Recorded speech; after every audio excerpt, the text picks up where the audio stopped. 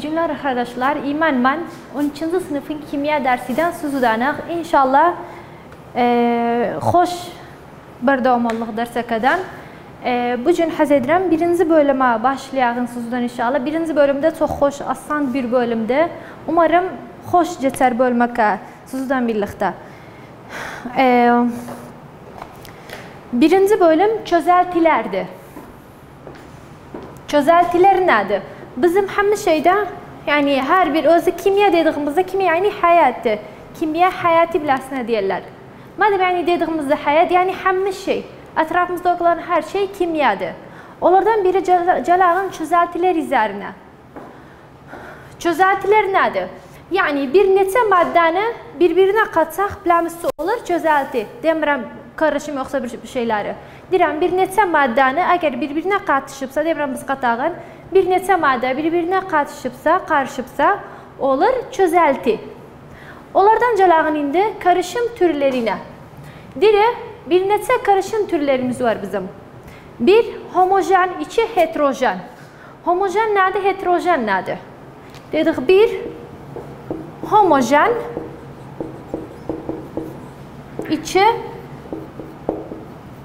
heterojen. Homojen o karışımlardır. Karışımdır. Ha ondan altı karışım lazım diyeyim ki karışım nədir? Karışım. Karışım ki duzdan suyu bir-birinə qatsaq bu bir karışım lamızsa olur. Yoxsa iki maddəni Na artı Cl bu olur karışım. Duz çıxar bizimki. Na artı Cl bu bir karışım tür şeydir. Növ'iyyətlərindən biri. Yani bir karışımçı örnektir. Ondan sonra gəlağın karışımın iki növü var. Tamam yani dedik hamısı karışımda iki maddəni bir-birinə qatsaq. Bir homojen, iki heterojen. Homojen o maddələrdir ki, iki maddə aynı fiziksel duruma sahipsə. Heterojen onun aksidir. İki maddədir ki, aynı fiziksel duruma sahip değilsə. Homojen karışımlarda bilmərik iki maddə bir-birinə qaçıb. Yəni bir dənə bizə deməsə, biz bilmərik iki maddə bir-birinə qaçıbsa. İndi məsələ tuzdan su kimin? Bunu örnək verəğin. Tuz və su. Bunu bilmərik bir dənə bizə deməsə, tuzdan su bir-birinə qaçıb. İlla datmasaq, biz bilmərik tuzdan tuz su içinə qatılıbdır. İkinci növ'iyyətimizə gəlsək, heterojen. Heterojen isə çamurlu su. Çamurlu su, əgər çamurdan suyu bir-birinə qatsaq, nə olur? Dibə çökər və çamurakalar göstərilir bizə, yəni görərik. Bunda bilərik ki, bir heterojen bir karışımdır. Yəni o karışımlarda çox fazla bir-birinə qarışılmaz. Məsələ sudan yağ kimin? Sudan yağ heç bir-birinə qarışmaz. Bunlar hər ikisinin fiziksel durumu ayrıdır. Bəzcəsi əgər bir neft maddəsi, yəni bir petrol maddəsidən yağı bir-birinə qatsaq, bu bir-birinə şey olur, qarışar. Biz əgər sudan neft, petrol maddəsini bir-birinə qarışsaq, yox, suya ayrı olur, petrol yəni xam maddəyə də ayrı olur. Onun üçün heterojenlə homojeni farqısı budur ki, kimya dərsində. Gəlağın ikinci növ'iyyətimizə çözeltiler, ikinci mövzuumuza çözeltiler, çözelti bileşenleri. Dedik homojen, heterojen bunlar bəhs etdik karışımlar budur. Dedik karışımda tuzdan suyu bir-birinə qatsaq olur, nə? Homojen bir karışım. Yoxsa da çamurlu su bir-birinə qatsaq, yəni olur heterojen bir karışım. Ondan sonra gəlağın, əgər tuzdan sumuz var, tuzlu su deyağım. Tuzlu su, bir bardağımız var, tuzlu sudur. Çözelti birleşenleri birdən çözelti birleşenlerde. İki növ'iyyətimiz var. Bir, çözünen, iki, çözücü. Çözünen ve çözücü. Çözünen nədir? O maddədir ki, bir qeyri maddə içində çözülür. Yəni bir-birindən ayrı olurlar. Çözücü nədir? O maddədir ki, bir qeyri maddəni bilədir bizimcə çözülsün. İndi tuz. Yalğız olsa, tuz yalğız olsa özü çözülür, yok özü çözülmez. Ha o orada kalır. Yani bu nedir? Bu çözünendi. Tuzaka o da ki çözüldü. Suaka da olur çözücü. Yani suaka bir nedendi tuzdu ki tuzu çözsün bizimsi. Yani su çözücüdü, tuz da çözünendi. Gelağın çözelti çeşitlerine. Çözelti çeşitleri kitapta varmızdı, sayfa 10'da. Bir neçə növ çözelti çeşitlerimiz var. Yani örneğin gazdan gaz çımın, gazdan sıvı çımın çözelti çeşitleri yani gaz,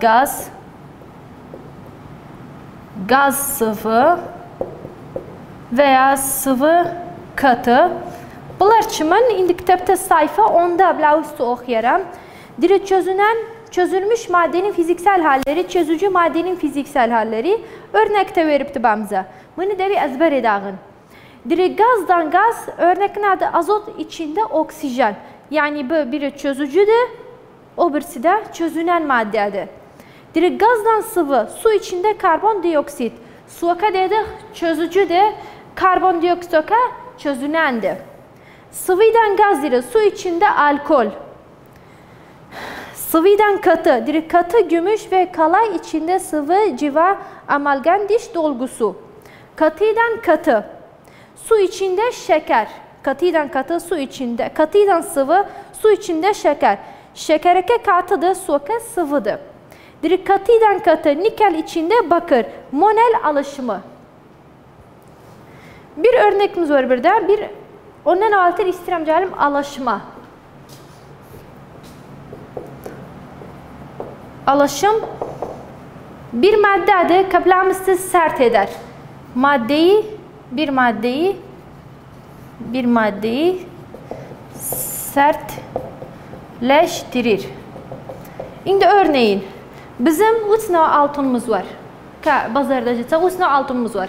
Bir 18 ayar altın, 2 21 ayar altın, 3 de 24 ayar altınımız var.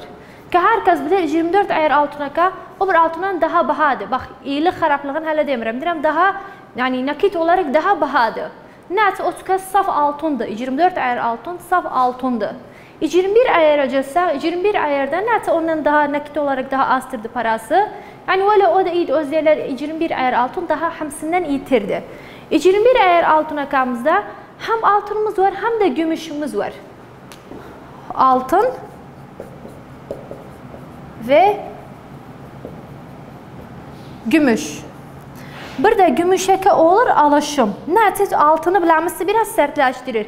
Biz 24 ayar altında, yok belə deyəcək, 24 ayar altında biraz altına tez imşaq olur veya tez sıcaq olur.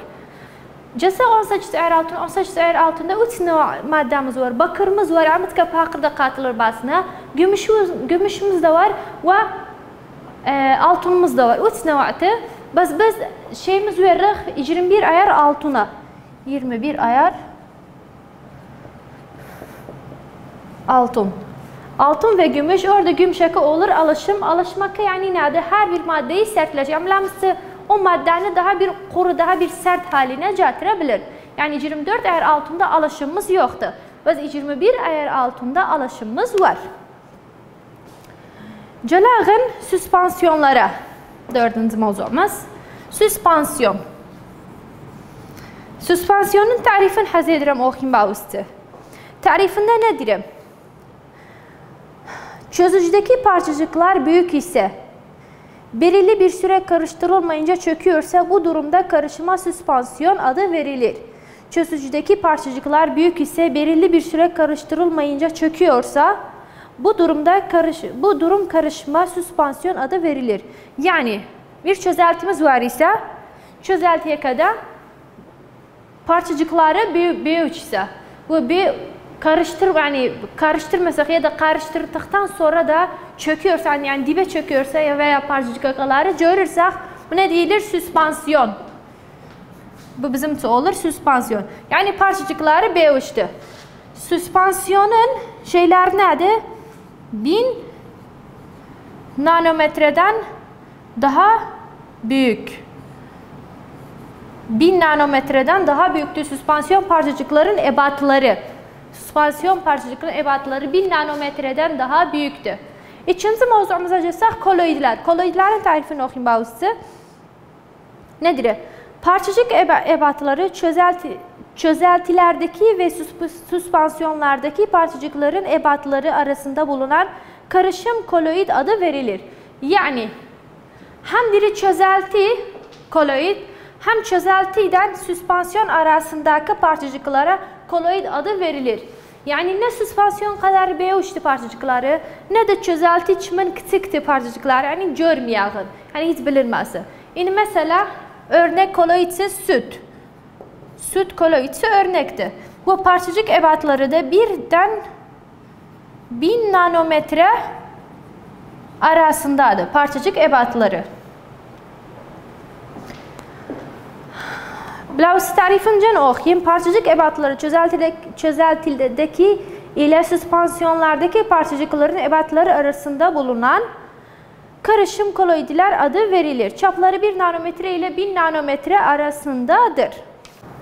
İndi de gəlağın tindal fenomenine biz koloiddən süspansiyonları, çözelti birleşenlerini anlattık. İndi həz edirəm gəlağın tindal fenomenine. Tindal fenomeni kabirdə nedir? Diri ışının şeffaf ortamda dağılmasına tindal fenomeni olarak bilinip ışının şeffaf ortamda dağılan koloid parçacıkların aracılığıyla dağıtıldığında meydana gelir. Yani eğer içi bardağımız var ise bu bardaklarda her içinde safsiz bir şey yok ise bu ışık vursaq, yani bir lezer vurağın lezeri kabırdıq içinden geçer, görüşmez de. Yani iner geçer biləmizsə, ışığınız şeffaf ortamda şeydir, aparar. Bəzə gələcəksə bardaklardan birine bir süt koysa, yani bir kaşık süt koyağın, bir kaşık süt koyduğumuz bardağa gene bir içerisine koyağın, o şeffaf su okaydı. Aynen lezer vurağın. Lezer vuranda o şeffaf su okadan lezerka görüşmez, kacidər divara kayıt edəcər. Bəzə o bardakta süt var, orada bir küçük xət yol görçər, yani lezerkanın yolu görçənər bizimti. Ama biləmizə mənə deyər tindal fenomeni, yani eğer çözelti ise, yani hiçbir şey yoksa koloid ya da süspansiyon döcesi, yani parçacıkları diğer 1000 nanometreden ya da 1 nanometreden küçük ise, yani 1000'den ve 1'den de küçük ise tindal fenomeni, yani 1'den küçük ise 1 nanometreden çok daha küçük ise çok daha küçük ise tindal fenomeni gerçekleşir. Yani tindal fenomeni çoxluğunu bize deyirlər ki, koloiddən süspansiyon birbirinden ayırt etmek için ya da çözeltiden koloidi birbirinden ayırt etmek için tindal fenomeni kullanılır. Ondan sonra gəlağın biz bir şey de var ki, Brown hareketi. Brown hareketi nedir? Hızlı hareket eden ve çarpışan moleküller olarak görünür. Bu harekete Brown hareketi denir. Brown hareketi nedir?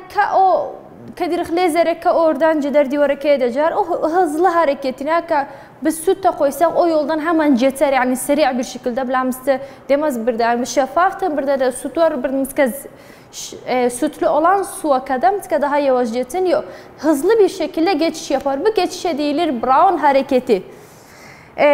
Sayfa 12'de tablomuz var. Tablokada yazılıb çözeltiler, koloidler, süspansiyonlar debimini ezber edağın. Homojen, heterojen, yani süspansiyonu, koloidi çözeltiler bizim için güzel bir şekilde ayırt edipti. Ondan sonra gəlağın elektrolitler ve elektrolit olmayanlar. İstəyirəm tarifin birinci kərəvləusu oxuyayım. Elektrolitler nedir? Elektrolitler yükleri serbest hareket eden iyonlara, elektrolitler yükleri serbest hareket eden iyonlara elektrolit denir. Yani dedik HCl ayırt etsək olur H artı Cl. Bir yükler eğer ceset serbest hareket etse ne deyilir? Elektrol, yani elektrik ileten. Biz eğer elektrolit olmayan onun aksidir, yani yükleri serbest hareket etmiyorsa, yani mesela örneğin şeker gibi.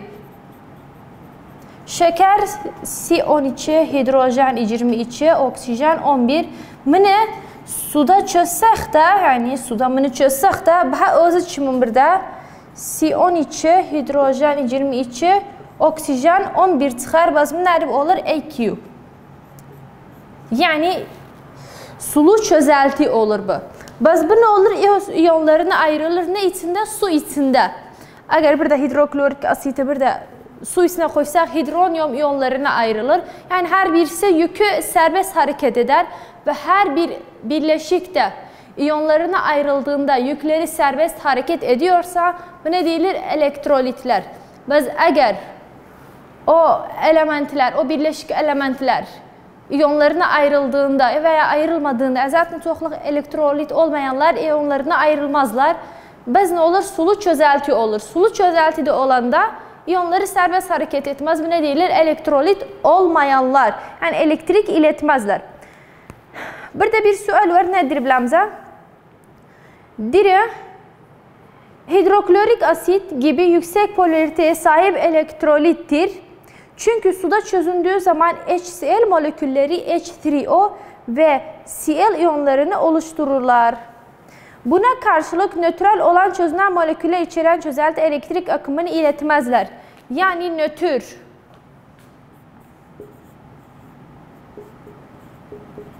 Nötral olan yani artıdan eksi yükü olmayan, yani yoksa her iki taraf artı olsa yoksa her iki taraf eksi olsa ne deyilir? Nötr.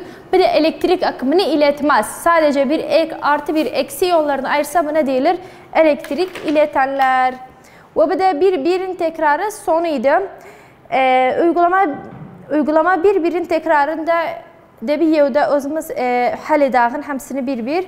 Çünki mühim sorularda 6 soruda hər 6 sorunu həll edəsiniz. İndi istəyirəm gəlim 1-2 mövzuuna.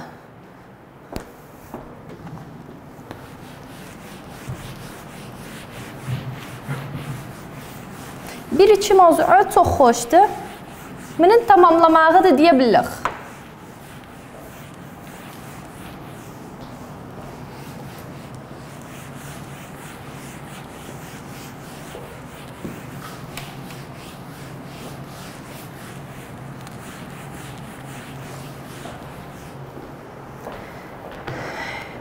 Bir içe çözülme süreci.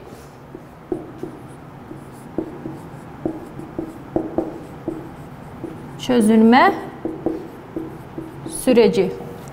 Diri çözülme sürecisi bir neçə yolumuz var ki çözülməni biləmizsə asan eder. Onlardan birinci yolumuz nədir? Çözülmüş maddenin yüzey alanının artırılması. Yani birinci yüzey alanı.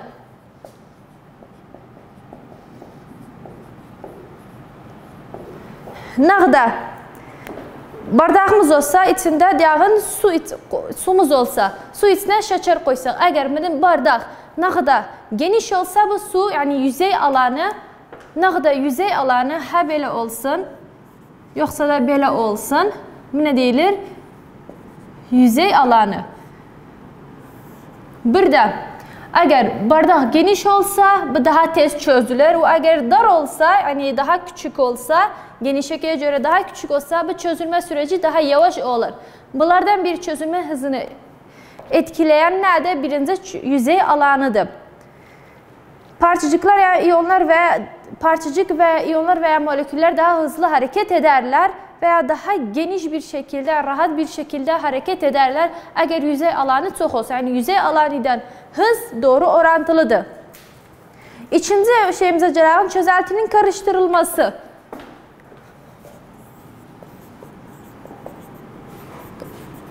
Çözeltinin karıştırılması. Yani biz bir iskan çaya sağ yoksa sıcaq mən demirəm. Şeker koysaq, bunu belə öz bıraxsaq, sıcaq isə əlbəttə daha hızlı soğuğa görə çözülür. Bəs əgər cəsək qarışdırsaq, edə bilirik bir 5-10 saniyə ya da bir hani 1000 saniye diyağın 1000 saniye kadar gidebilir. Daha hızlı biləmizsə çözer. Yani karıştırmak değil, biləmizsə molekülleri daha hızlı hareket etmesine yardımcı olur. Karıştırılması, yani çözeltinin karıştırılması. Üçüncü, çözücünün ısıtılması.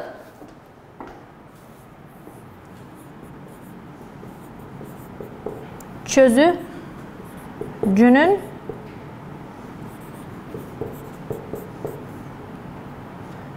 ısıtılması.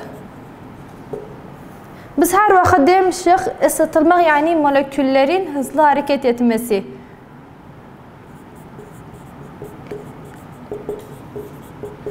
Hızlandırılması. Eğer her bir çözeltiyi ısıtsak, yani sıcak etsek, bu çözelti daha hızlı ne olur? Çözülür. Çünkü nədir? Her bir madde, her bir element sıcaklıktan moleküller daha hızlı hareket etmeye başlar. Yani bələrini, sıcaklığın iner, hamısını kaldırar, havaya bələrini çıxardar. Onun için çözelti ısıtılması, o da bizim için bir yoldur ki, çözülme hızının biləmisi etməğidir. Yəni sıcaq çaydan soğuk çaycana örnek verəyim bəvzə. Eğer sıcak çaydan soğuk çaya şeker koysak, elbette sıcak çaya biləmisi yer daha tez ərilər, soğuk çaya görə. Çünki onun molekülləri daha hızlı hareket eder soğuk çaya görə. Qeyr mühim mövzumuz var ki, o nədir? Doymuş çözelti, aşırı doymuş çözelti, doymamış çözelti. Birinci, doymuş çözelti. Doymuş çözelti nedir tarifinde? Çözünenden azami miktar içeren çözelti doymuş çözelti denir. Çözünenden, yani çözücüden çözücümüz var bizim. Çözünenden azami miktar, yani öz miktariden, çözünenden azami miktar içeren çözeltiye doymuş çözelti denir. Yani çözücü, çözünen kadar ise, bu nedir? Çözücüden, yani çözünen,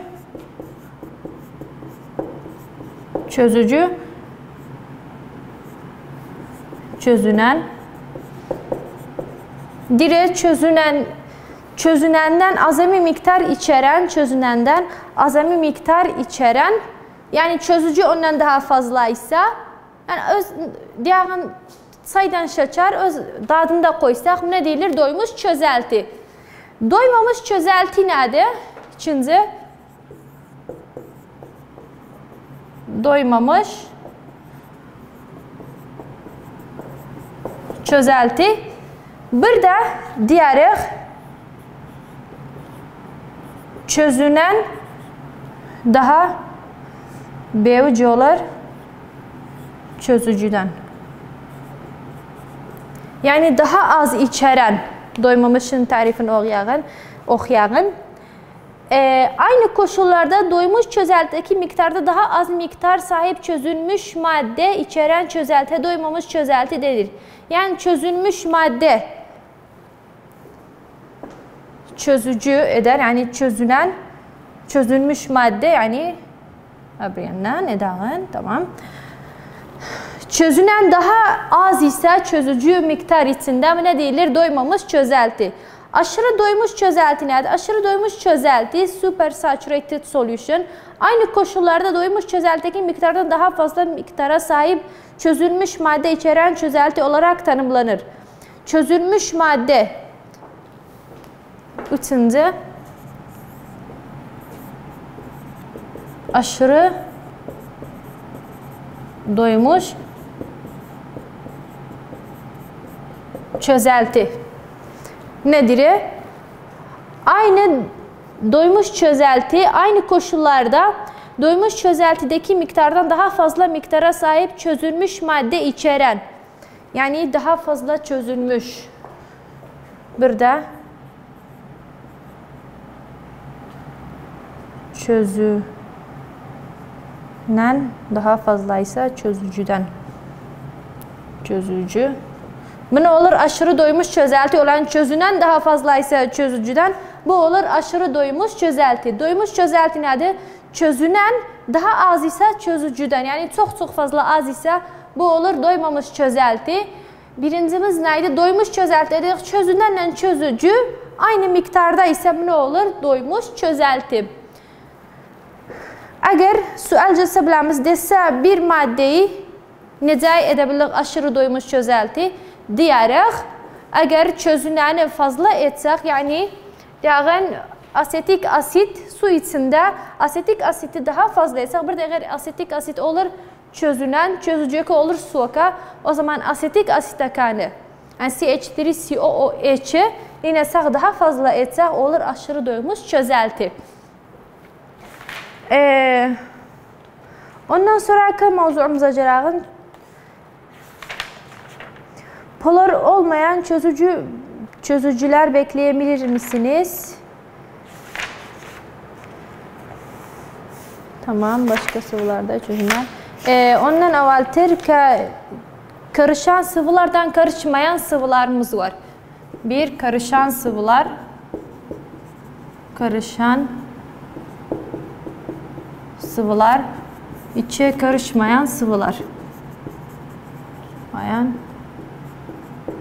Sıvılar.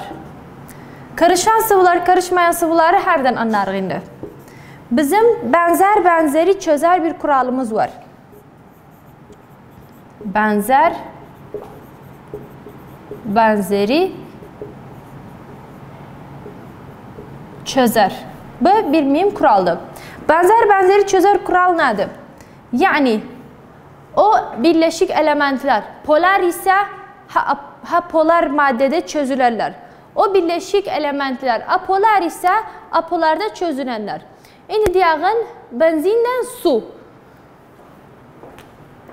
Su ve benzin. Su polardı. Yani elektronegatifliği yüksekti. Benzin apolardı.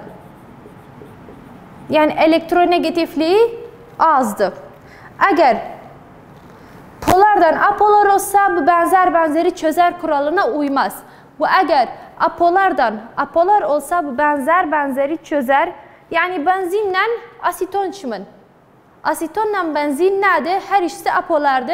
O zaman benzer benzeri çözer kuralına uyar. Sudan diyelim etanol. Sudan etanol, karbon 2, hidrojen 5, OH bağlı olan bir birleşik elementi. OH'ten dolayı yani hidrojen ekablanmışsın iner, hidrojen bağı üreter. Sudan onsa her ikisi olur polar. Yani polar da edebilir diyelim her bir birleşik element hidrojen bağı üretiyorsa bu olur polar. Sudan yani bağı üretiyorsa olur polar. O zaman polardan polar niner benzer benzeri çözer kuralına uyar. Apolardan apolar aynen benzer çözer kuralına uyar. O bes polardan apolar olsa birbirinin zıddı olur, birbirlerini çözmezler. İndi yağdan benzin yoksa yağdan petrol maddeleri bunlar nerede? Her işte apolarda o zaman bunlar birbirlerini çözerler.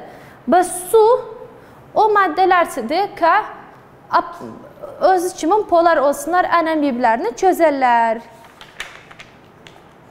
Bir diğer mevzu acəlağın Henry yasası.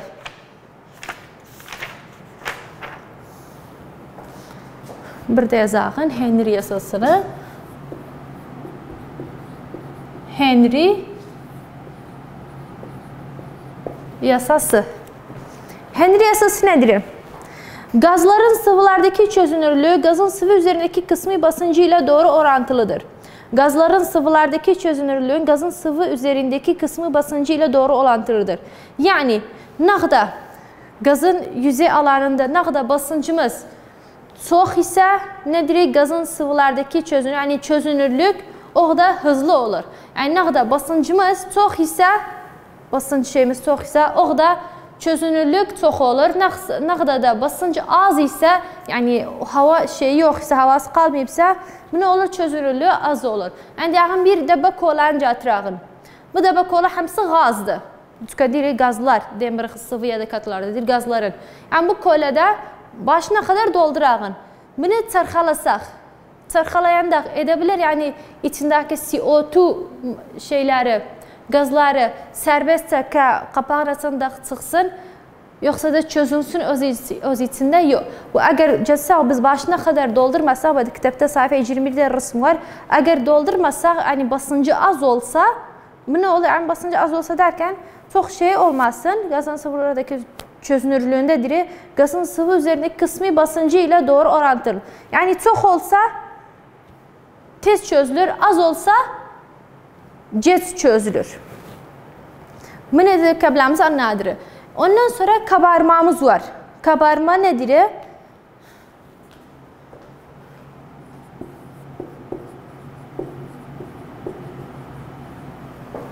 Gazın hızlıca çıkışına kabarma denir. Yani bir kolanı çarxalasak ve o dakikası açsanda o gazın fışkırmasına deyilir kabarma.